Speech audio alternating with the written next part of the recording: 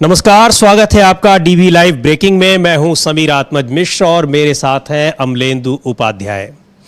जम्मू कश्मीर में चुनावी सरगर्मी बढ़ती चली जा रही है। वहां पर पार्टियों अब सितंबर और अक्टूबर में 3 चरणों में चुनाव होने हैं। उसे देखते हुए राजनीतिक दलों में अब जो दूसरे दौर की तैयारी होती है, यानी टिकट वितरण का काम, वो शुरू हो गया है। लेकिन इन सब के बीच राजनीतिक दलों में जिस तरह से खींचतान, समन्वय की कमी या फिर समन्वय दिख रहा है, इंडिया गठबंधन किस तरह से है और एनडीए गठबंधन किस तरह से वहां चुनावी तैयारी में है, इन सब चीजों पर लेकर लगातार अपडेट आ रहे हैं।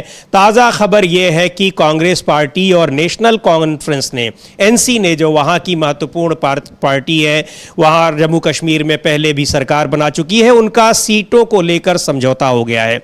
दूसरी ओर भारतीय जनता पार्टी ने अपनी पहली सूची जैसे जारी की, उसके 1.5-2 घंटे के भीतर उसको अपनी सूची वापस लेनी पड़ी। हंगामा मचा हुआ है अभी तक वहां पर। हालांकि बाद में 16 कैंडिडेट्स की एक लिस्ट उन्होंने जारी की, लेकिन पार्टी के भीतर जिस तरह विरोध के स्वर दिखाई पड़ रहे हैं, उससे पार्टी वहां असमंजस की स्थिति में है, उथल पुथल मची हुई है। और चुनाव में किस तरह से वो जाए मतदाताओं के सामने, अभी उसके सामने सबसे बड़ा संकट तो यह है कि अपने कार्यकर्ताओं के बीच कैसे जाए, क्योंकि जो विरोध के स्वर सुनाई पड़ रहे हैं वो कार्यकर्ताओं के भीतर से हैं। कार्यकर्ताओं का आरोप है कि बाहर से लाकर लोगों को उम्मीदवार बना दिया गया और जो सालों से पार्टी के लिए काम कर रहे हैं उनको उम्मीदवार नहीं बनाया गया। ब्रेकिंग न्यूज में इन सब पर आज चर्चा होगी। इसके अलावा जो और आज की बड़ी खबरें होंगी तमाम, उन पर भी आपको जानकारी दी जाएगी। उसके लिए हम लोग यहां पर डीबी लाइव ब्रेकिंग में आपके साथ हैं।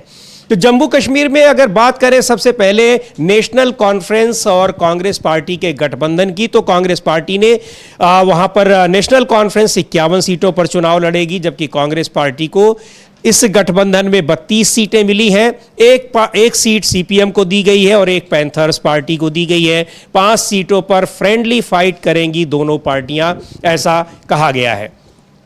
नेशनल कॉन्फ्रेंस और कांग्रेस पार्टी के गठबंधन की बातें पहले से ही चल रही थी, कयास लग रहे थे, और दोनों ही पार्टियों के नेताओं ने पिछले दिनों जब राहुल गांधी का जम्मू कश्मीर का दौरा हुआ था, श्रीनगर में नेशनल कॉन्फ्रेंस के नेताओं के साथ उनकी और कांग्रेस पार्टी के अध्यक्ष मल्लिकार्जुन खड़गे की बैठक हुई थी। उसके बाद से ही ये तय हो गया था कि दोनों के बीच गठबंधन है और जल्दी ही सीटों की शेयरिंग का फॉर्मूला भी तय हो जाएगा। सीटों की घोषणा कर दी जाएगी, कितनी सीटों पर कौन पार्टी लड़ेगी। तो अब ये तय हो गया है और ये चीजें, जो बातें थी वो सामने आ गई हैं। अब देखना है कि दोनों पार्टियों की तरफ से जो कैंडिडेट्स की सूची है वो कब तक आएगी। लेकिन इस बीच जो भारतीय जनता पार्टी के भीतर उथल पुथल मची हुई है, पार्टी ने 44 सीटों पर उम्मीदवारों की घोषणा की, काफी विचार विमर्श के बाद, मंथन के बाद, लेकिन 1-2 घंटे के भीतर ही उस सूची को वापस लेना पड़ा। उन्होंने 3 चरणों के चुनाव के लिए अपनी सीटों की घोषणा की थी, लेकिन बाद में केवल पहले चरण के जो उम्मीदवार हैं 15 सीटों पर और फिर 1 सीट पर और, यानी कुल मिलाकर 16 सीटों पर उम्मीदवारों की घोषणा की। इन सारी परिस्थितियों में जम्मू कश्मीर विधानसभा का चुनाव किधर जा रहा है, ये अपने आप में बड़ा दिलचस्प बनता जा रहा है।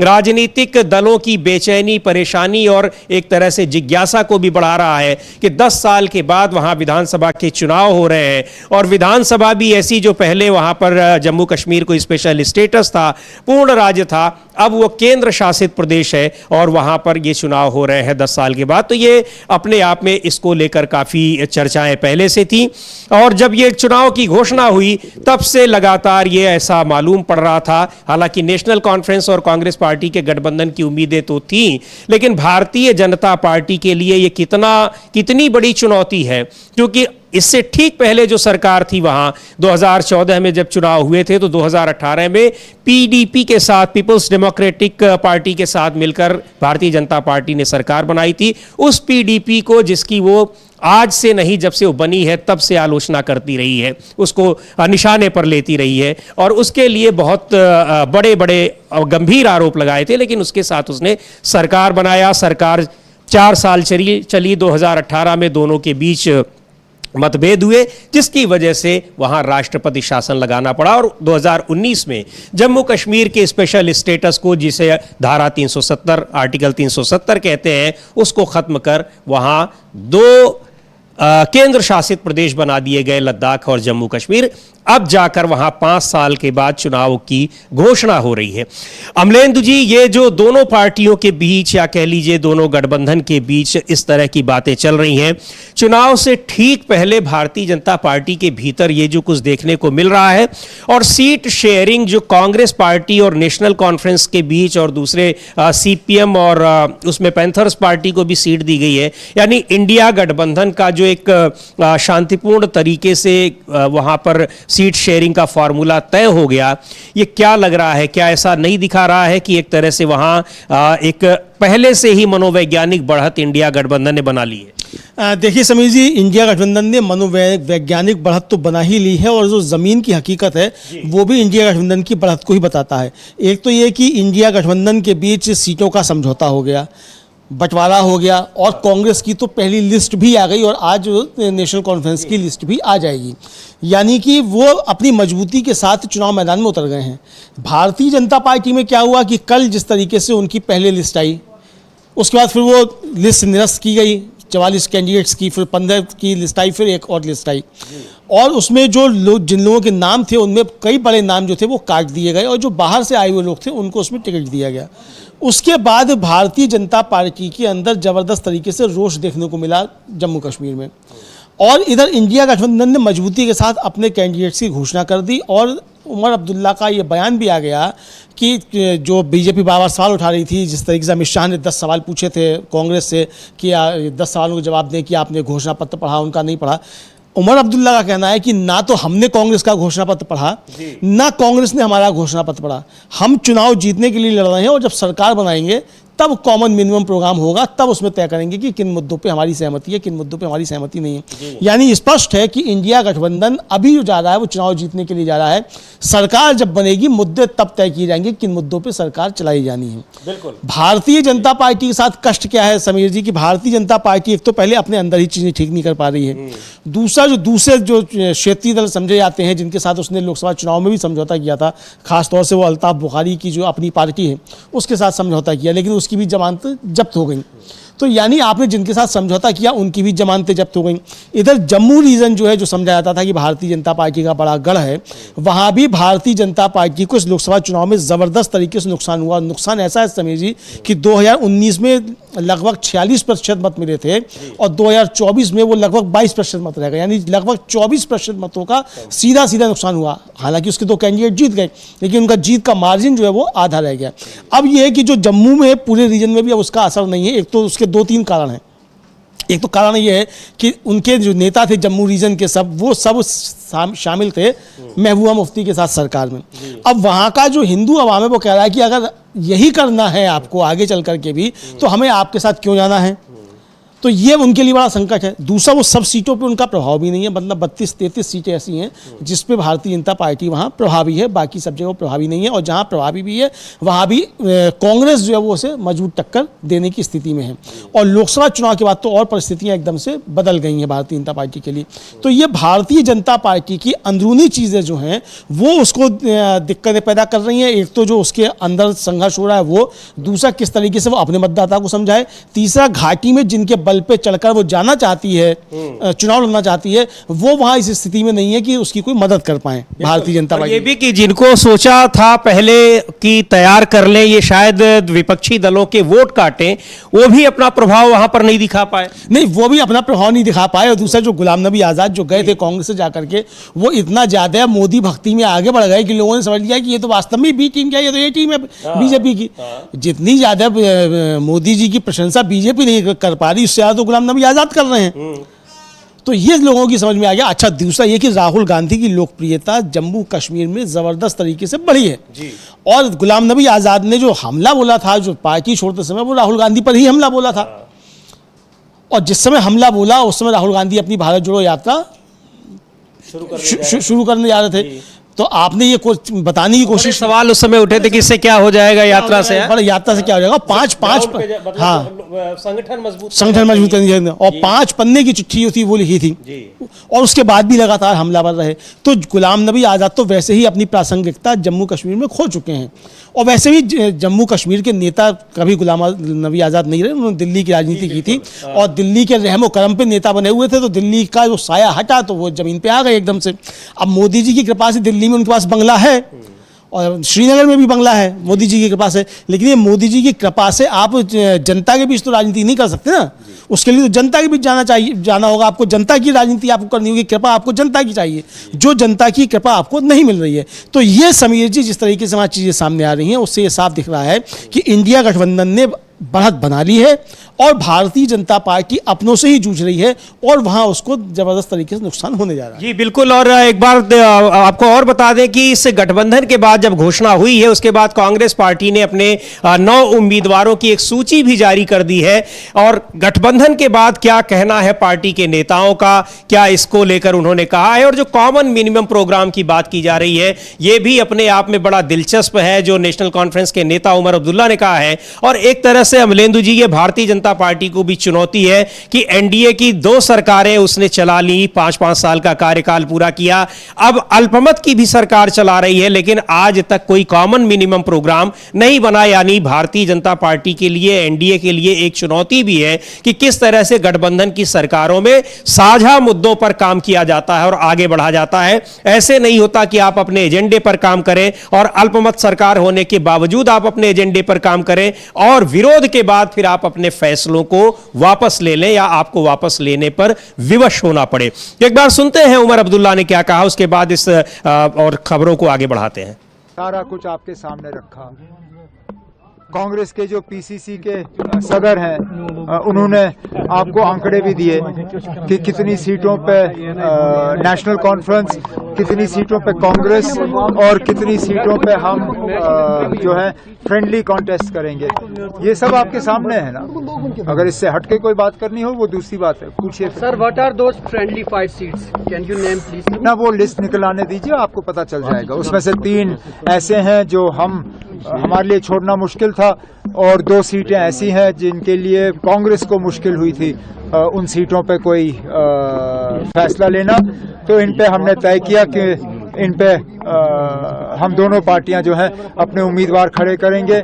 हमारे लिए बीच में अभी शाम को एक और मुसीबत ये बनी थी कि बिना हमें बताए सीपीएम ने देवसर से भी एक कैंडिडेट उठाया था, जिससे कि हमें फिर कुलगाम में परेशानी होती, और कुछ वक्त तक ऐसा लग रहा था कि शायद कुलगाम में भी फिर हमें फ्रेंडली कॉन्टेस्ट करना पड़ेगा। लेकिन फारूक साहब ने अभी तारिगामी साहब से बात की और उनसे गुजारिश की कि देवसर से सीपीएम का कैंडिडेट नहीं उठना चाहिए, जिस चीज़ को तारिगामी साहब ने कबूल किया है। तो अब कुलगाम की सीट भी फिर हम तारिगामी साहब के लिए। तो ये उमर अब्दुल्ला बता रहे थे किस तरह से बहुत साफगोई के साथ कि क्या बातें हुई और किस तरह से सीटों का समझौता हुआ। 51 सीटों पर नेशनल कॉन्फ्रेंस लड़ेगी। जम्मू कश्मीर में 90 सदस्यीय विधानसभा है और 51 सीटों पर वहां नेशनल कॉन्फ्रेंस ने लड़ने का फैसला किया है, जबकि 32 सीटों पर कांग्रेस पार्टी लड़ेगी। एक पर वो कह रहे हैं कि सीपीएम लड़ेगी और एक पर पैंथर्स पार्टी लड़ेगी। 5 पर फ्रेंडली फाइट होगी। बहुत ही साफ गोई के साथ उन्होंने बताया कि सीट शेयरिंग पर यह फैसला हो गया है। उसके बाद कांग्रेस पार्टी ने भी 9 उम्मीदवारों की अपनी घोषणा कर दी है।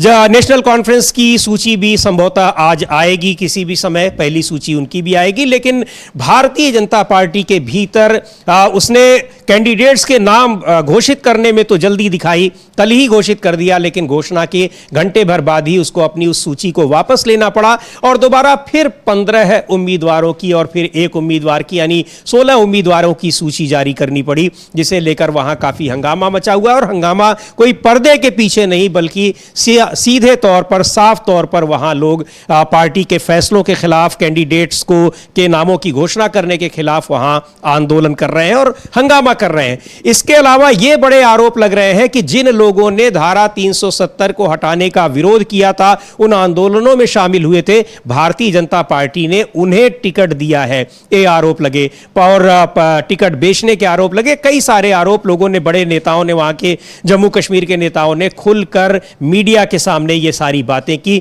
जाहिर तौर पर ये वो चीजें हैं, वो बातें हैं जो भारतीय जनता पार्टी को चुनाव से पहले ही हतोत्साहित करने वाली हैं, डिमोरलाइज करने वाली हैं, क्योंकि वैसे भी वो चुनाव में उस तरह से, उस कॉन्फिडेंस के साथ वहां जाने की हिम्मत नहीं जुटा पा रही थी। घाटी में तो जा ही नहीं पा रही थी, यहां तक कि जम्मू संभाग है वहां भी उसको दिक्कतों का सामना करना पड़ रहा था। लेकिन ये जो बातें अब हो रही हैं, सामने आ रही हैं, पार्टी के भीतर जिस तरह से उथल पुथल मची हुई है, ये उसके लिए परेशानी का सबब है।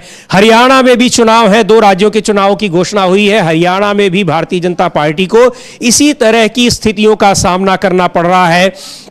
हरियाणा में जो उसके सहयोगी दल हैं, एनडीए के घटक दल हैं, उससे अलग हो गए हैं। और यही नहीं, पार्टी के भीतर भी तमाम नेता लगातार अपना असंतोष जता रहे हैं। पर इन सब के बीच जो जम्मू कश्मीर का चुनाव है, भारतीय जनता पार्टी के लिए बेहद चुनौतीपूर्ण था, क्योंकि 2019 में जब यहां धारा 370 को हटाया, उसके बाद से ही सरकार वहां तमाम तरह के विकास के दावे कर रही है। दिल्ली समेत तमाम जगहों पर वहां के सरकार के जो राष्ट्रपति शासन है और जम्मू कश्मीर में एलजी इस समय सरकार के प्रमुख हैं, उनकी तरफ से विकास के दावे करते हुए तमाम विज्ञापन दिए जाते रहे। लेकिन वास्तविकता ये रही कि लोकसभा चुनाव में कश्मीर घाटी की 3 सीटों पर भारतीय जनता पार्टी कैंडिडेट नहीं खड़े कर पाई। एनडीए का कोई कैंडिडेट वहां नहीं रहा और यहां तक कि किसी को समर्थन भी नहीं दिया। इन सारी परिस्थितियों में चूंकि सुप्रीम कोर्ट के आदेश के बाद सितंबर तक चुनाव कराने थे, वहां चुनाव की घोषणा करनी थी, इसलिए मजबूर होकर वहां पर चुनाव आयोग ने चुनाव की घोषणा की। और जाहिर तौर पर ये जो चीजें भारतीय जनता पार्टी के भीतर से निकल कर आ रही हैं, उनसे ये साफ लग रहा है कि पार्टी वहां चुनाव कराने से क्यों हिचक रही थी। अमलेंद्र जी बिल्कुल, पार्टी इसीलिए वहां चुनाव कराने से हिचक रही थी। वो चीज़ें आपने बताई दी, क्या क्या चीज़ें सब सामने आ रही हैं। और भारतीय जनता पार्टी अपने जो अंतर्विरोध हैं उनसे ही वहां जूझ रही है। दूसरा एक बड़ा नारा दिया गया था कि हमने 370 खत्म कर दिया, वहां शांति आ गई और बड़ी क्रांति आ गई 370 खत्म करने से।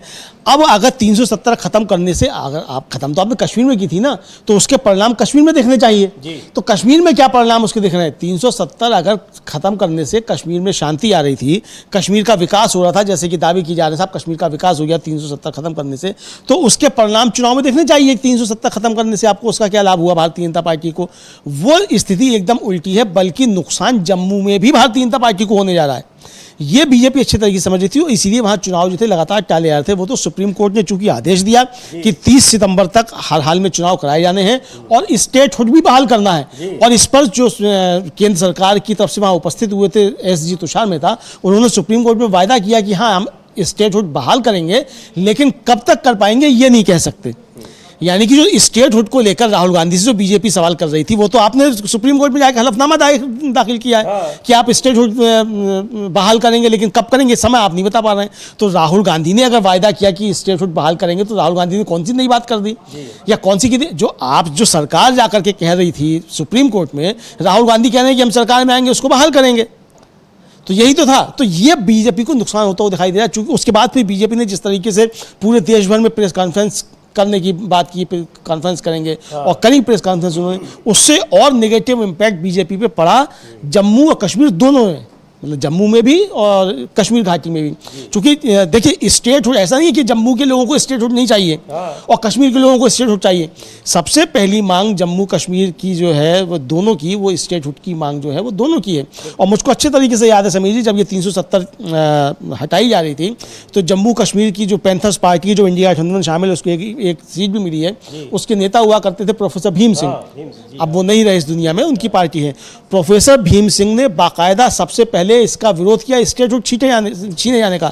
हालांकि उन्होंने 370 हटाए जाने का समर्थन किया था, 35 एक भी हटाए जाने का भी समर्थन किया था, लेकिन स्टेटहुड छीने जाने का उन्होंने सबसे ज़्यादा विरोध किया था, खुलकर विरोध किया था। तो जम्मू में भी सबसे ज़्यादा विरोध जो था वो स्टेटहुड छीने जाने का था। और कई सोशल मीडिया पे इस तरीके के वीडियो वायरल हुए कि बीजेपी के नेता जो है वो कह रहे हैं कि स्टेटहुड छीना जाना ठीक नहीं है, और 370 हटने के बाद जम्मू में ज़मीनों की लूट शुरू हो जाएगी और बाहर के लोग आकर के यहाँ ज़मीनें लूटेंगे, चूँकि घाटी में जाकर कोई ज़मीन नहीं खरीदेगा, ज़मीनें सब यहाँ जम्मू में खरीदी जाएंगी। तो यानी जो डेमोग्राफी बदलने का खतरा जो था वो जम्मू के लोगों को भी बहुत ज़्यादा है कि अब यहाँ बाहरी आकर के सब कब्जा कर लेंगे और डेमोग्राफी बदली जाएगी। तो भारतीय जनता पार्टी को ये 370 हटाना जो है समीर जी, जम्मू कश्मीर दोनों में फायदे का नहीं, बहुत ज़बरदस्त घाटे का सौदा होने जा रहा है। बीजेपी इसको समझ रही है, प्रधानमंत्री इसको समझ रहे हैं अच्छे तरीके से। जी बिल्कुल। और इसके अलावा जो बीजेपी का के साथ, ये तो बीजेपी के भीतर जम्मू कश्मीर में तो उथल पुथल मची ही है। किस तरह से वहाँ के नेताओं ने अपनी पार्टियों के नेताओं के खिलाफ बड़े आरोप लगाए कि टिकटों का बंटवारा कैसा किया गया, किस तरह से धांधली की गई, बहुत सारे आरोप लगे। लेकिन एक और भी बीजेपी के साथ एक बड़ा संकट इस समय ये है कि जो एनडीए के घटक दल है वो उससे दूर जा रहे हैं, या अगर साथ में भी है तो लगातार अपने लाभ के लिए या अपने एजेंडे को मजबूत करने के लिए वो सरकार पर, केंद्र सरकार पर दबाव बना रहे हैं। जहां चुनाव होने हैं, चाहे वो हरियाणा हो, हरियाणा की में तो चुनाव की घोषणा हो गई है, महाराष्ट्र में चुनाव की घोषणा नहीं हुई है वहां, लेकिन दोनों ही जगहों पर जो उसके घटक दल हैं वो उससे दूर जा रहे हैं। अब उसमें भी और उसका जो घटक दलों के दूर जाने का जो सबसे बड़ा कारण है वो ये है कि पिछले 10 साल में जिस तरह से अपने सहयोगी दलों को खत्म करने की कोशिश भारतीय जनता पार्टी ने की, जिन्होंने जो भी उसके साथ एनडीए में घटक दल के रूप में रहे, सरकार में सहयोगी रहे, राज्यों में सरकार में सहयोगी रहे, धीरे धीरे उनको या तो पीछे कर दिया गया, खत्म कर दिया गया, उनके भीतर तोड़ फोड़ कर दी गई। अब वो सारे घटक दल दूर हट रहे हैं जो टूटे फूटे बने बचे हुए जो अभी भी एनडीए के साथ हैं। लेकिन दूसरी ओर दिलचस्प बात यह है कि इन सब के बावजूद भारतीय जनता पार्टी अपनी उन कोशिशों पर विराम नहीं लगा रही है। अभी चंपई सोरेन 2 दिन 3 दिन पहले पिछले हफ्ते आए, लौट गए, फिर उनकी कल मुलाकात हुई और अब पता चल रहा है कि वो भारतीय जनता पार्टी में शामिल हो रहे हैं। आगामी 30 अगस्त को शायद वो शामिल हो रहे हैं।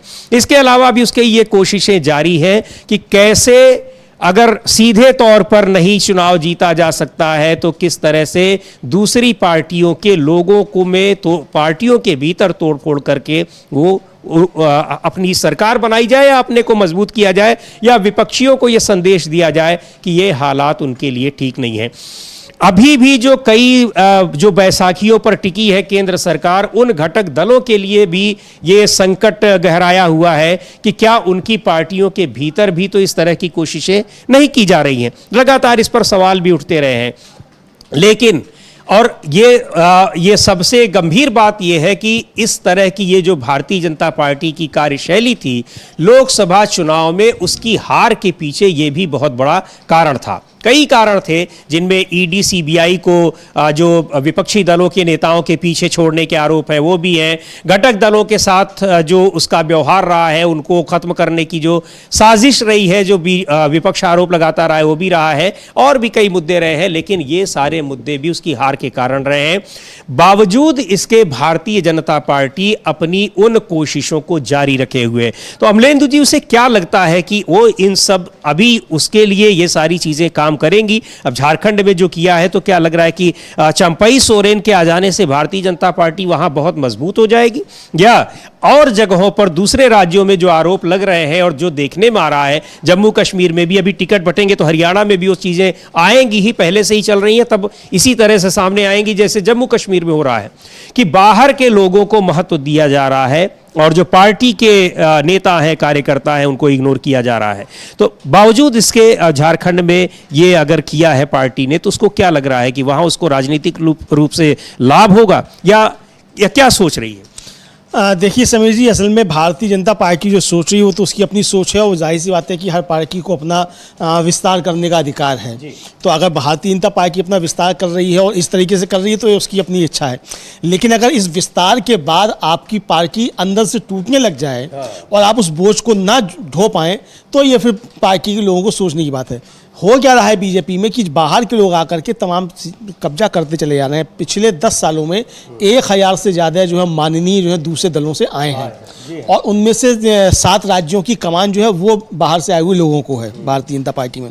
अब चंपई सोरेन जिस तरीके से भारतीय जनता पार्टी में जा रहे हैं, कल वो जाकर के मिले हैं गृह मंत्री अमित शाह के साथ और हिमंता बिस्वा शर्मा जो है असम के मुख्यमंत्री, उन्होंने कल ट्वीट करके बाकायदा जानकारी दी कि वो मिले हैं और 28 अगस्त को वो शामिल हो जाएंगे, वो इस्तीफा देंगे अपने मंत्रिमंडल से, झारखंड के मंत्रिमंडल से, और 30 अगस्त को बीजेपी में शामिल होंगे।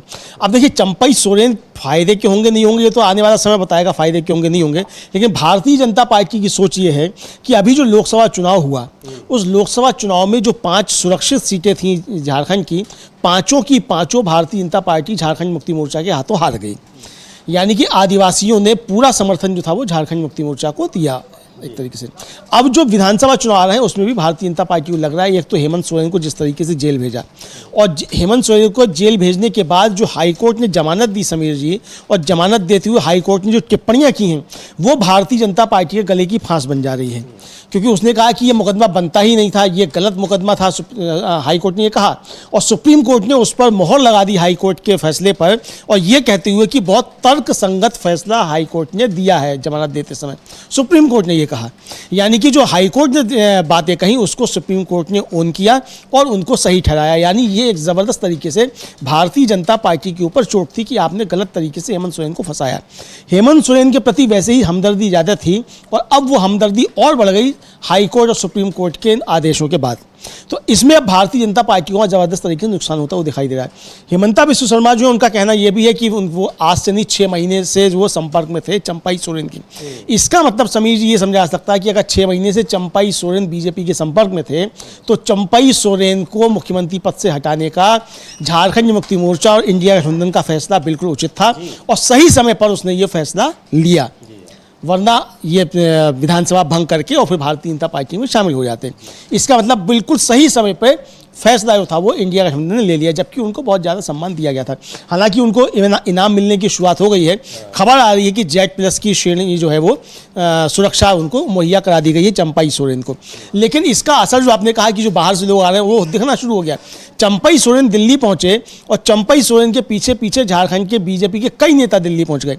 अब वहाँ उथल पुथल ये मची हुई है कि अर्जुन मुंडा जो है, जो हालांकि अपना नहीं रख सके दबदबा, तो अर्जुन मुंडा हैं, अब वहाँ बाबूलाल मरांडी हैं और कई नेता हैं जो पहले से मुख्यमंत्री या पूर्व मुख्यमंत्री, मधु कोड़ा को भी आप उनमें शामिल कर सकते हैं। हालांकि वो शामिल नहीं हुए, उनकी पत्नी बीजेपी से लड़ी, लेकिन वो पत्नी लड़ी तो वो भी हैं। तो यहाँ तो जिस तरह की राजनीति चलती है तो उससे तो मधु कोड़ा भी हैं। तो जब पहले ही वहाँ अंबार लगा हुआ है पूर्व मुख्यमंत्रियों का, तो उसमें ये एक और पूर्व मुख्यमंत्री अब आ गए हैं। दूसरा ये कि ये पूर्व मुख्यमंत्री तो एक्सीडेंटल चीफ मिनिस्टर थे, बाकी लोग तो चलिए चीफ मिनिस्टर में थे। अब सुना जाता है कि रघुवर दास भी वापस आ जाएंगे और इन सबके ऊपर जो सुपर चीफ मिनिस्टर हैं वो निशिकांत दुबे हैं। खबर ये है कि अगर सरकार बनेगी झारखंड में तो निशिकांत दुबे बनेंगे, चूंकि वो बताया जाता है कि जो चर्चाएं हैं कि वो अडानी जी के भी बहुत नज़दीक हैं और मोदी जी के भी बहुत नज़दीक हैं। जहाँ से सांसद हैं वहाँ अडानी के बहुत बड़े प्लांट चल रहे हैं। हाँ, बहुत प्लांट चल रहे हैं गोड्डा में। तो इसका मतलब कि वो वहाँ बीजेपी का मुख्यमंत्री की अगला जो चेहरा होंगे वो निशिकांत दुबे होंगे, इस तरह की चर्चाएं। तो क्या निशिकांत दुबे को आगे रखकर चंपई सोरेन, रघुवर दास, बाबूलाल मरांडी और अर्जुन ये सब कतारबद्ध होंगे पीछे खड़े होकर के? तो ये संदेश जो जा रहा है ये भी देखने वाली चीज। तो भारतीय जनता पार्टी को फायदा हो या नहीं हो, भारतीय जनता पार्टी का सोचना ये है कि कोल्हान क्षेत्र में जहां 14 सीटें आती हैं वहां चंपई सोरेन के जरिए झारखंड मुक्ति मोर्चा को कुछ डेंट पहुंचाया जाएगा। लेकिन क्या चंपई सोरेन उस डेंट पहुंचाने की स्थिति में अब है कि नहीं है, ये सबसे बड़ा सवाल है। क्योंकि जो आप थे चंपई सोरेन, जो भी कुछ थे वो आप निश्चित तौर पे झारखंड मुक्ति मोर्चा की वजह से आपका ठीक है योगदान था, आपका झारखंड के आंदोलन में शिबू सोरेन के साथ आपने काम किया और आप कोल्हान के टाइगर समझे जाते थे, मगर आप टाइगर तभी तक थे जब तक आप झारखंड मुक्ति मोर्चा में थे, और जब आप बीजेपी में जाएंगे तो आप टाइगर नहीं रह जाएंगे, लोमड़ी रह जाएंगे। बिल्कुल तमाम कार्यकर्ताओं की तरह से आप भी रहेंगे। और जैसा अभी बताया अमलेंदु जी ने कि Z+ सिक्योरिटी उनको दे दी गई है, तो ये Z+ सिक्योरिटी सिक्योरिटी उनके रुतबे में बढ़ोतरी करने वाली है या किस लिए दी गई है, उसे उन्हें शरद पवार के बयान से जरूर समझना चाहिए, जिन्हें सरकार ने सिक्योरिटी दी। लेकिन शरद पवार ने कहा कि सरकार मुझे सिक्योरिटी दे रही है, मेरे पीछे यानी एक तरह से वो मेरी जासूसी करना चाहती है, मेरी पल पल की क्षण क्षण की गतिविधियों पर नजर रखना चाहती है। और दूसरी ओर चंपई सोरेन के लिए यह भी राजनीतिक हलकों में चर्चा है कि झारखंड मुक्ति मोर्चा हेमंत सोरेन को जब जेल जाना था, जो उनके खिलाफ ईडी और सीबीआई की जांच चल रही थी, उस दौरान जब वो जेल गए तो उन्होंने सबसे विश्वस्त व्यक्ति जो हो सकता है उसको उन्होंने चीफ मिनिस्टर बनाया और वो थे चंपई सोरेन। लेकिन चीफ उनके आने के बाद जब वो उन्हें इस्तीफा देना पड़ा तो किस तरह से वो चले गए भारतीय जनता पार्टी में। और अगर ये बात सही है असम के मुख्यमंत्री हिमंता बिस्वा शर्मा की कि वो पहले से ही संपर्क में थे, तो मुझे लगता है कि अमलेंदु जी ये चीज न सिर्फ चंपई सोरेन के खिलाफ जाएगी झारखंड में, बल्कि भारतीय जनता पार्टी के खिलाफ भी जाएगी कि किस तरह से उन्होंने विश्वासघात किया और उस विश्वासघात में शामिल थी भारतीय जनता पार्टी। बहरहाल ये तो राजनीतिक चीजें हैं, इनका क्या असर होगा अभी जब झारखंड में चुनाव की घोषणा होगी, तब अभी बहुत सारे समीकरण इधर से उधर होंगे, बदलेंगे। लेकिन कुछ चीजें ऐसी होती हैं जो लंबे समय तक प्रभाव डालती हैं और शायद ये बात भी, ये घटना भी वैसी ही साबित हो झारखंड में। और जम्मू कश्मीर की बात करें तो कांग्रेस पार्टी ने अपनी एक सूची जारी कर दी है। नेशनल कॉन्फ्रेंस और कांग्रेस पार्टी का वहां समझौता हो गया है। इंडिया गठबंधन का सीपीआई-एम और पैंथर्स पार्टी को भी एक एक सीटें दी गई हैं। 51 सीटों पर नेशनल कॉन्फ्रेंस चुनाव लड़ेगी और 32 सीटों पर कांग्रेस पार्टी वहां चुनाव लड़ रही है। 9 सीटों कैंडिडेट्स को घोषित भी कर दिया है। इसके बाद वहां सीटों की शेयरिंग के बारे में वहां नेशनल कॉन्फ्रेंस और कांग्रेस नेताओं का क्या कहना है वो भी हम लोग एक बार सुनेंगे। पहले सुनते हैं जो उमर अब्दुल्ला क्या कह रहे हैं इस गठबंधन के बारे में। No issue, none whatsoever. Let me be categorical. At no point in time did the Congress Party raise any objections to our manifesto. In the initial stages of the discussion at their local level, they had asked whether we would consider some sort of common minimum program, and we told them very clearly that common minimum program is always arrived at after you receive a verdict from the people, after you win an election. And therefore obviously we are fighting this election to win. If National Conference and Congress receives the support of the people, then we will form a common minimum program for governance for the next 5 years. But we did not discuss our manifesto with Congress, and nor have we asked Congress what they are going to include in their manifesto.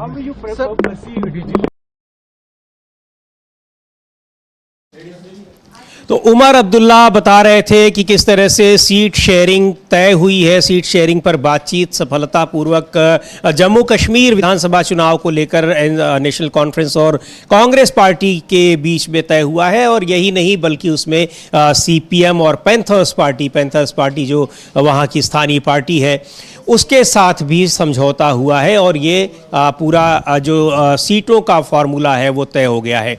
Bharatiya Janata party ने भी 44 सीटों की वहाँ पर 44 candidates घोषित किए थे, लेकिन उनके नाम उसको वापस लेने पड़े। वहाँ पर पार्टी के भीतर जो कार्यकर्ता थे, नेता थे, उनके बीच ज़बरदस्त नाराज़गी इस पूरे मामले में देखने को मिली। और इन सब के बाद अगर ये एक कुछ और ख़बरों की ओर अगर हम रुख करते हैं तो आज एक महत्वपूर्ण बैठक अपनी पार्टी की कार्यकारिणी की बहुजन समाज पार्टी की हो रही है लखनऊ में। काफ़ी दिनों के बाद इस तरह की कोई बैठक बीएसपी नेता मायावती ने आहूत की है, जिसमें पार्टी के कार्यकारिणी के सदस्य वहां पर मौजूद रहेंगे। कल ही ये बैठक बुलाई और आज बैठक आयोजित की जा रही है लखनऊ में। इस बैठक को लेकर भी कई तरह की बातें की जा रही हैं और जो सबसे मुख्य एजेंडा है वो यही है कि जो आने वाले दिनों में 10 सीटों पर, विधानसभा की 10 सीटों पर वहां उपचुनाव होने हैं।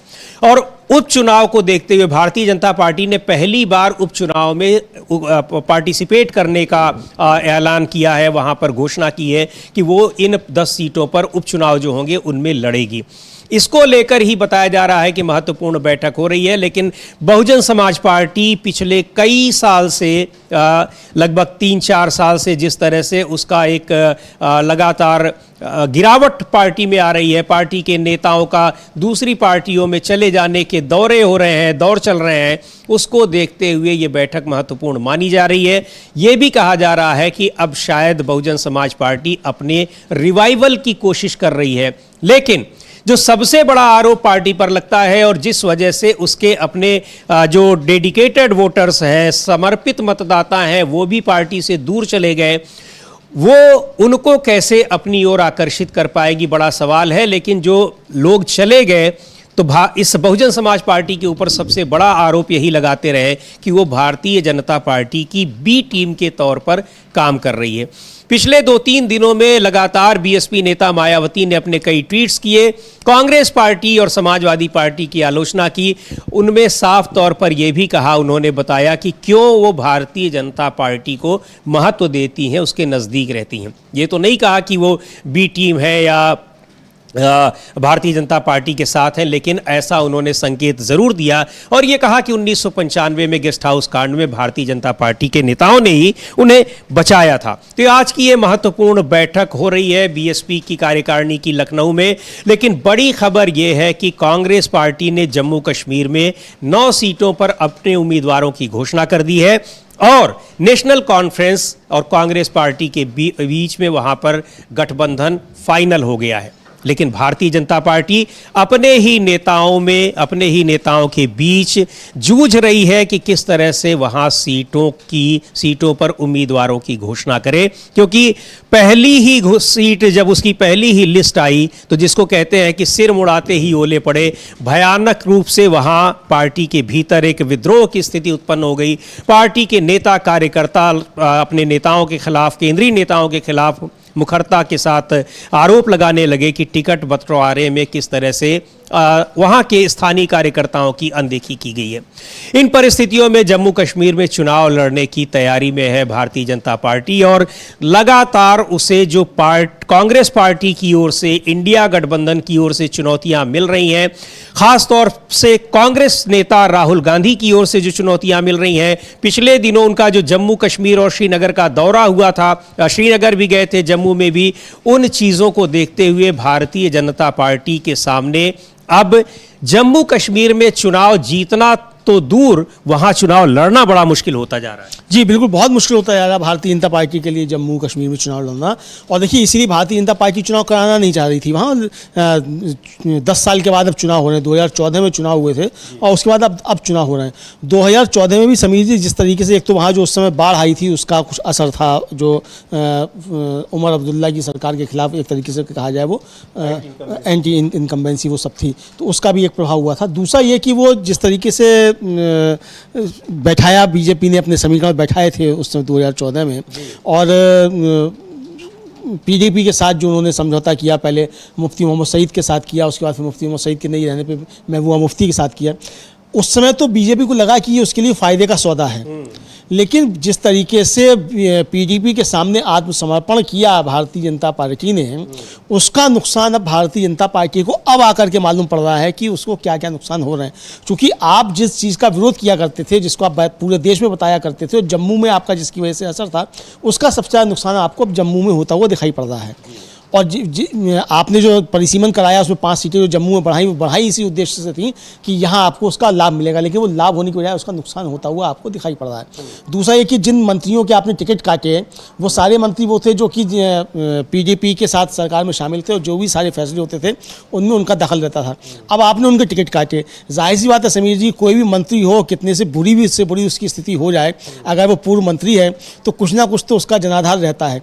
अब आपने जिनको अपमानित किया अपने ही लोगों को, और आप बाहर से उठा के उन लोगों को ले आए जो 370 हटाए जाने का विरोध कर रहे हैं, तो जाहिर सी बात है कि उसके खिलाफ विद्रोह पार्टी के अंदर होगा। वो विद्रोह जम्मू कश्मीर में हुआ पार्टी के अंदर, मतलब बीजेपी के अंदर। उसको हमने देखा किस तरीके से कल उनके जो प्रदेश अध्यक्ष थे रविंद्र रैना, उनको कार्यकर्ताओं ने अब पार्टी दफ्तर में ही बंधक बना लिया, और किस तरीके से वहाँ के कार्यकर्ता जो है रोष में सब बातें कर रहे थे बीजेपी के। तो यानी बीजेपी के अंदर चीज़ें खराब होती चली जा रही हैं और इंडिया गठबंधन ने अपनी सारी चीज़ें दुरुस्त कर ली हैं, कील कांटे सब ठीक कर लिए हैं और एक लक्ष्य वो सामने रख के चल रहे हैं कि किसी भी तरीके से हमको बीजेपी को हराना है। अब देखिए उमर अब्दुल्ला की हम लोगों ने जो बाइक सुनाई, यूसुफ तारिगामी जो है वहाँ के महत्वपूर्ण नेता हैं और बहुत लंबे समय से मार्क्सवादी कम्युनिस्ट पार्टी जो है उसको वो लीड करते हैं और वहाँ के राज्य इकाई के सचिव भी हैं और लगातार वो जीतते आ रहे हैं। यूसुफ तारिगामी वो एक सीट पे और लड़ना चाहती थी मार्क्सवादी कम्युनिस्ट पार्टी और वो बता रहे हैं कि उसको फिर उन्होंने बात की कुलगाम की सीट बता रहे हैं कि फारूक अब्दुल्ला साहब ने बात की यूसुफ तारिगामी से कि वहाँ से आप अपना कैंडिडेट वापस ले लीजिए क्योंकि वो हमारे लिए छोड़ना मुश्किल है और फिर अगर हम और आप वहाँ फ्रेंडली फाइट लड़ेंगे तो दोनों को नुकसान होगा। और ये बात यूसुफ तारिगामी को समझ में आ गई कि हम बात दोनों लड़ेंगे तो दोनों को नुकसान होगा। यानी इंडिया गठबंधन तो सारी इस पर रणनीति बना के चल रहा है कि हमको किस तरीके से चुनाव लड़ना है कि हमको नुकसान ना हो आपसी लड़ाई का। और 5 सीटें ऐसी उन्होंने बताई कि जहाँ पे दोनों के लिए छोड़ना मुश्किल था। कांग्रेस के लिए 2 सीटें छोड़ना मुश्किल था और 3 सीटें नेशनल कॉन्फ्रेंस के लिए छोड़ना मुश्किल था। तो वहाँ तय किया कि हम फ्रेंडली फाइट करेंगे। यानी वहाँ फ्रेंडली फाइट में भी लड़ाई जो होगी वो इंडिया गठबंधन के अंदर ही होगी। और इधर भारतीय जनता पार्टी जिनके साथ समझौते करने की या जिनको कहा जाए पर्दे के पीछे से मदद करने की चीज़ सोच रही है वो सारे उसके फूके हुए कारतूस निकले हैं। जैसे मैंने बताया अभी शुरू में कि अल्ताफ बुखारी की जो अपनी पार्टी है जिसको लोकसभा में उन्होंने समर्थन भी दे दिया था और भी जो समर्थन दिए तो दोनों उनके जो समर्थित प्रत्याशी थे उनकी दोनों की जमानतें जब्त हो गई। तो आप जिन अल्ताफ बुखारी या सज्जाद लोन के भरोसे आप चुनाव में जाना चाहते हैं वहाँ कश्मीर में या आप चाहते हैं कि वहाँ जो अलगाववादी हैं वो आपको मदद करेंगे। एक तो देखिए समीर जी ये तमाशा आप देखिए कि एक तरफ तो आप राष्ट्रवाद की बात करते हैं पूरे देश भर में सब 370 हमने हटा दी बड़े आप राष्ट्रवादी हैं और अब तो वहाँ एक संविधान हो गया इस तरह की बातें कर रहे हैं और मदद लेने के आपके ऊपर आरोप लग रहे हैं अलगाववादियों से। यानी आप वहाँ समझौते कर रहे हैं अलगाववादियों से। अब वो जो एक वो इंजीनियर राशिद जिन्होंने हराया उमर अब्दुल्ला को ये आरोप लग रहे हैं कि उनसे समझौता किया जा रहा है, बातचीत चल रही है कोई अंदरूनी कि आपको हम बाहर निकलवा देंगे और आप भारतीय जनता पार्टी की मदद कीजिए।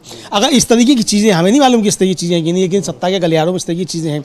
अगर इस तरीके की चीज़ें हैं तो फिर ये तो सवाल आपके ऊपर उठेंगे ना कि आप भाई कश्मीर में जाके आप कुछ और हो जाते हैं, यहाँ आकर आप कुछ और हो जाते हैं, जम्मू में जाकर आप कुछ और हो जाते हैं। ये सवाल भारतीय जनता पार्टी के ऊपर नॉर्थ ईस्ट की कई पार्टियों से संबंध बनाने के जो अलगाववादी जिनका रुख रहता है विचारधारा रहती है उनके साथ मिलकर चुनाव लड़ने का या उनके साथ सहयोग करने का आरोप लगता रहा है। हाँ बिल्कुल। अब जो नागालैंड की NSCN है उसके साथ समझौता आपने कोई गुप्त समझौता किया इस तरीके के आरोप लगते रहते हैं। हालांकि वो समझौता क्या हुआ पब्लिक डोमेन में नहीं आया है लेकिन ये आरोप लग रहे हैं कि आपने उनके साथ कोई गुप्त समझौता किया हुआ है। ऐसी तमाम अच्छा वहाँ जो आदिवासी पार्टी है वहाँ की त्रिपुरा की उसके साथ आपका था समझौता तो वो तो एकदम बिल्कुल अलग अलगाववादी राज्य की मांग करते हैं। तो यानी सब जगह Bharatiya Janata party north east हो चाहे जम्मू कश्मीर हो चाहे अन्य जगहों पे भी उसके संबंध जो है वो अलगाववादियों से क्यों होते जाते हैं ये आरोप लगातार लगते रहते हैं। तो आप राष्ट्रवाद की बात भी करेंगे और अलगाववादियों से आप पीएंगे भी बढ़ाएंगे। तो ये सारी चीज़ें एक तरीके से देखी जाती हैं। जम्मू कश्मीर में मुझे लगता है कि इंडिया गठबंधन ने बहुत अच्छी रणनीति के तहत आगे बढ़ा है। वो उनका लक्ष्य साफ है कि हमको चुनाव जीतना है किसी तरीके से। पहले चुनाव जीतेंगे, मुद्दे बाद में तय होंगे कि हमें किन मुद्दों पे सरकार चलानी है, क्या कॉमन मिनिमम प्रोग्राम होगा। अब उमर अब्दुल्ला का यही साफ साफ कहना है कि हमने कांग्रेस का घोषणा पत्र देखा ना कांग्रेस ने हमारा घोषणा पत्र देखा। हमने ये बात की कि हम पहले चुनाव जीतेंगे, चुनाव जीतने के बाद जब सरकार बनाएंगे तब हम तय करेंगे कि हमको किन मुद्दों पर जाना है। बाकी दोनों के अपने अपने घोषणा पत्र हैं, दोनों जो वायदे करना चाहते हैं करते हैं। साफ सी बात है कि राहुल सरकार चलाएंगे तो एक कॉमन मिनिमम प्रोग्राम बनेगा उस पर हम लोग चलाएंगे। और सबसे बड़ी बात यह समीर जी कि एक मुद्दे पर जो कॉमन मिनिमम प्रोग्राम अभी समझा सकता है वो ये है कि जम्मू कश्मीर का स्टेटहुड बहाल कराना है, पूर्ण राज्य का दर्जा उसका बहाल किया जाना है। ये इस पर दोनों सहमत हैं और इसमें जम्मू भी सहमत है, इसमें कश्मीर भी सहमत है। तो यानी ये मसला जो है स्टेटहुड का ये भारतीय जनता पार्टी के गले की हड्डी बनने वाला है। राहुल गांधी ने स्पष्ट लाइन खींच ली है। अगर भारतीय जनता पार्टी स्टेटहुड देना नहीं चाहती, उसके अंदर हिम्मत है तो जम्मू में और कश्मीर में जाकर के कहे कि वो जम्मू कश्मीर को पूर्ण राज्य का दर्जा नहीं देगी और इस पर चुनाव लड़के दिखाए भारतीय जनता पार्टी। जी बिल्कुल, आप सही कह रहे हैं कि भारतीय जनता पार्टी के लिए कई तरह की मुश्किलें वहां पर हैं और जो सबसे बड़ी मुश्किल ये है कि पहली बात तो वो कि उन जो जम्मू कश्मीर के लोग जो चाह रहे हैं, जिन मुद्दों पर चुनाव लड़ना चाह रहे हैं, उनकी जो इच्छा है कि जम्मू कश्मीर को पूर्ण राज्य का दर्जा बहाल किया जाए, वो बात भारतीय जनता पार्टी वहां जाकर नहीं कह पा रही है। और सबसे बड़ी चुनौती तो उसके सामने ये है कि पार्टी के भीतर जिस तरह विद्रोह की स्थिति पैदा हो गई है, वहां वहां पार्टी के नेता उन उम्मीदवारों के खिलाफ खड़े हो गए जिनको भारतीय जनता पार्टी चुनाव लड़ाना चाहती है, टिकट दे रही है, टिकट वापस लेना पड़ रहा है, बाद में अब उनको हटाती है या फिर उन्हीं को देती है, क्या तय होता है ये देखने वाली बात होगी। लेकिन अभी उसके लिए बड़ी मुश्किलें हैं। और जैसा अमलेंदु जी कह रहे थे कि ये इंडिया गठबंधन में सीट शेयरिंग का जो फॉर्मूला है, जिस तरह से शांतिपूर्ण तरीके से हल हुआ है, निश्चित तौर पर उसने वहां मनोवैज्ञानिक बढ़त बना ली है, राजनीतिक बढ़त भी उसकी वहां दिखाई पड़ रही है, ऐसा राजनीतिक पर्यवेक्षकों का कहना है। और उमर अब्दुल्ला, जिस तरह से उनके बयान को हम लोग एक बार फिर सुनेंगे, जिस तरह से उन्होंने CPI-M को उनके कैंडिडेट को, उनके नेता को मनाने का जो तरीका उन्होंने बताया कि किस तरह से फारूक अब्दुल्ला ने बात की और वो तैयार हो गए, मान गए, वो दिखा रहा है कि पार्टी इंडिया गठबंधन के जो घटक दल हैं उनके बीच किस तरह का तालमेल है। सुनते हैं एक बार उमर अब्दुल्ला को, फिर वो क्या कह रहे हैं, किस तरह से फारूक अब्दुल्ला ने CPM को वहां एक सीट पर चुनाव लड़ने पर मना लिया। सारा कुछ आपके सामने रखा। कांग्रेस के जो PCC के सदर हैं उन्होंने आपको आंकड़े भी दिए कि कितनी सीटों पे नेशनल कॉन्फ्रेंस, कितनी सीटों पे कांग्रेस और कितनी सीटों पे हम जो है फ्रेंडली कॉन्टेस्ट करेंगे। ये सब आपके सामने है ना। अगर इससे हटके कोई बात करनी हो वो दूसरी बात है, पूछिए। Sir, what are those friendly 5 seats? Can you name please? ना वो लिस्ट निकल आने दीजिए, आपको पता चल जाएगा। उसमें से 3 ऐसे हैं जो हमारे लिए छोड़ना मुश्किल था और 2 सीटें ऐसी हैं जिनके लिए कांग्रेस को मुश्किल हुई थी उन सीटों पे कोई फैसला लेना। तो इन पे हमने तय किया कि इन पे हम दोनों पार्टियां जो हैं अपने उम्मीदवार खड़े करेंगे। हमारे लिए बीच में अभी शाम को एक और मुसीबत ये बनी थी कि बिना हमें बताए CPM ने देवसर से भी एक कैंडिडेट उठाया था, जिससे कि हमें फिर कुलगाम में परेशानी होती और कुछ वक्त तक ऐसा लग रहा था कि शायद कुलगाम में भी फिर हमें फ्रेंडली कॉन्टेस्ट करना पड़ेगा। लेकिन फारूक साहब ने अभी तारिगामी साहब से बात की और उनसे गुजारिश की कि देवसर से CPM का कैंडिडेट नहीं उठना चाहिए, जिस चीज़ को तारिगामी साहब ने कबूल किया है। तो अब कुलगाम की सीट भी फिर हम तारिगामी साहब के लिए। ये उमर अब्दुल्ला बता रहे थे कि किस तरह से कांग्रेस पार्टी के साथ तो सीट शेयरिंग एक सौहार्दपूर्ण तरीके से हो ही गई, CPM ने भी किस तरह से फारूक अब्दुल्ला के एक फ़ोन पर उन्होंने स्वीकार कर लिया कि वो अपना दूसरी सीट पर कैंडिडेट नहीं खड़ा करेंगे। ये दिखा रहा है कि किस तरह इंडिया गठबंधन, national conference, Congress party, CPM और पैंथर्स पार्टी जम्मू कश्मीर में रणनीतिक तरीके से लड़ाई लड़ रहे हैं।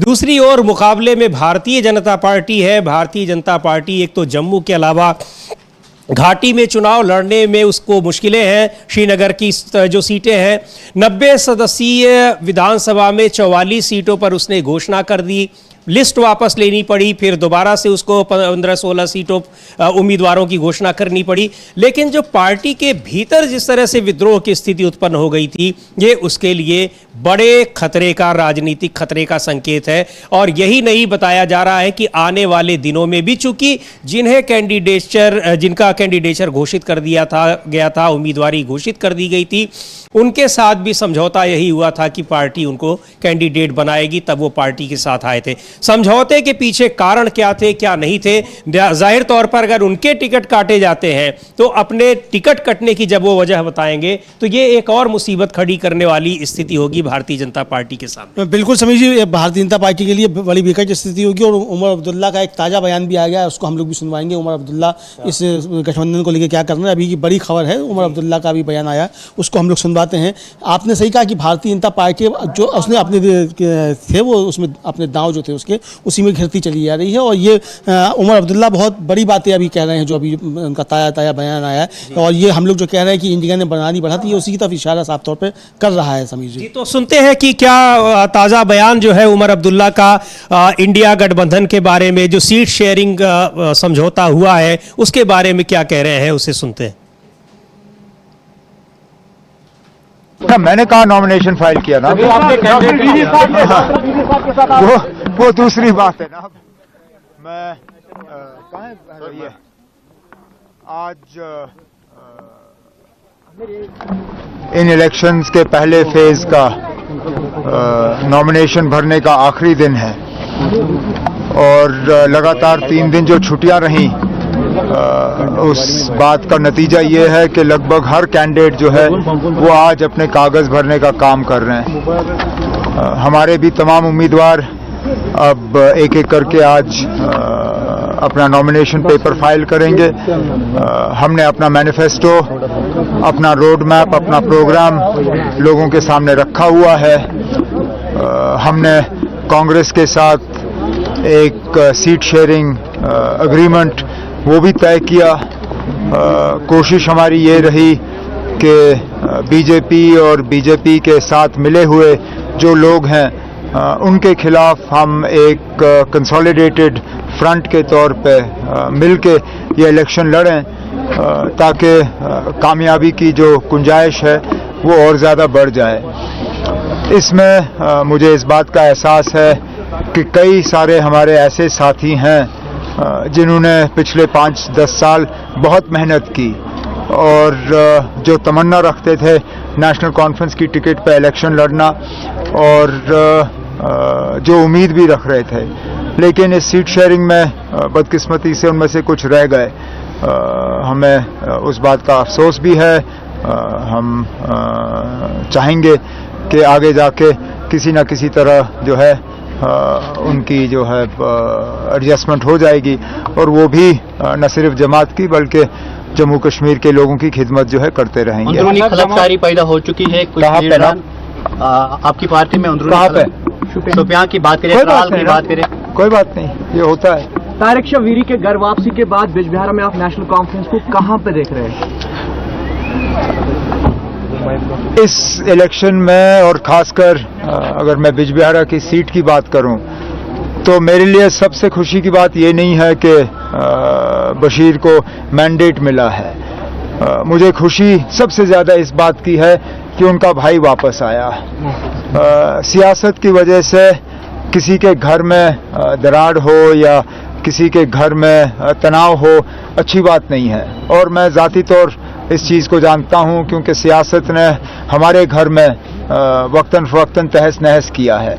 इन दोनों भाइयों को आज एक साथ देखते हुए दिल खुश हुआ और इसका इलेक्शन में अगर बशीर को फ़ायदा हुआ ना हुआ मुझे उस बात से गर्ज नहीं है। घर इनका एक साथ है, भाई दोनों एक साथ हैं, मुझे खुशी उस बात से है।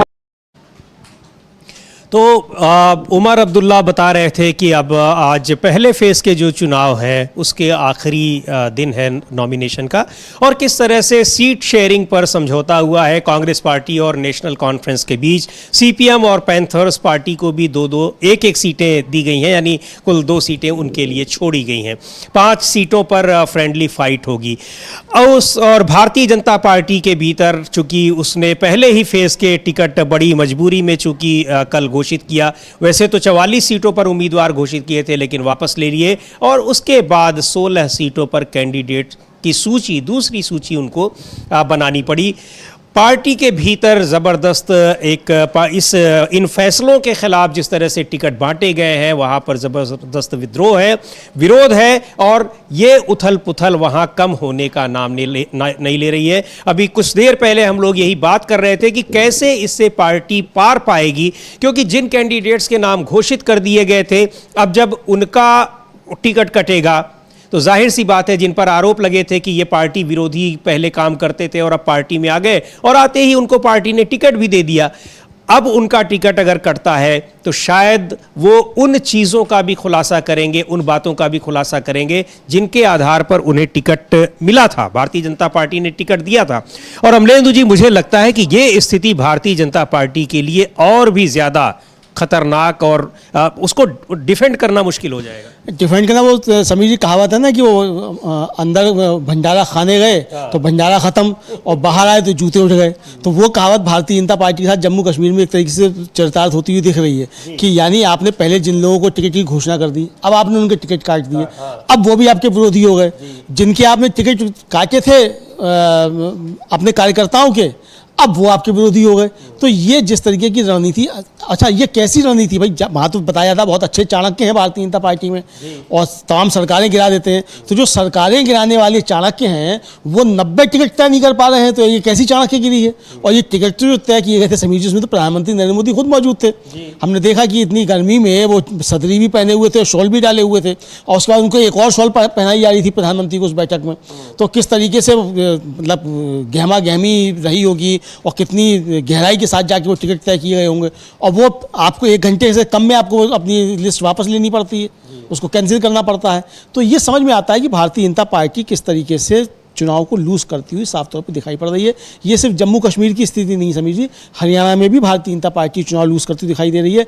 और जो कल एक घटना हुई है महाराष्ट्र में, बड़ी घटना, यानी दिसंबर 2023 में प्रधानमंत्री शिवाजी महाराज की जिस प्रतिमा का उद्घाटन कर अनावरण करके आए थे, वो प्रतिमा कल गिर गई और अब उसको लेकर के तमाम आरोप प्रत्यारोप लग रहे हैं भारतीय जनता पार्टी के ऊपर, और सरकार जो सफाई देते उसको नहीं बन रहा है। तो अब ये जो महाराष्ट्र में शुरू है, यानी कि जो कहते हैं कि वो शुरू में ही जो है वो अपशकुन हो गया भारतीय जनता पार्टी का, नहीं बल्कि अपशकुन, ये तो बहुत मुहूर्त की बातें करते हैं ना प्रधानमंत्री, हर बात में मुहूर्त होता है, तो अब चुनावी मुहूर्त के हिसाब से होते हैं। मुख्यमंत्री ने उसके लिए कहा कि वो तेज हवा की वजह से उड़ गई, यानी मूर्ति PWD डिपार्टमेंट ने बनाई थी, वो ऐसी बनाई थी कि एक हवा का झोंका उसको उड़ा ले गई। नहीं, अब आप ये समझ लीजिए कि हवा कितनी तेज चल रही है, जो मूर्तियां उड़ा रही है, भारतीय जनता पार्टी कहाँ टिकेगी।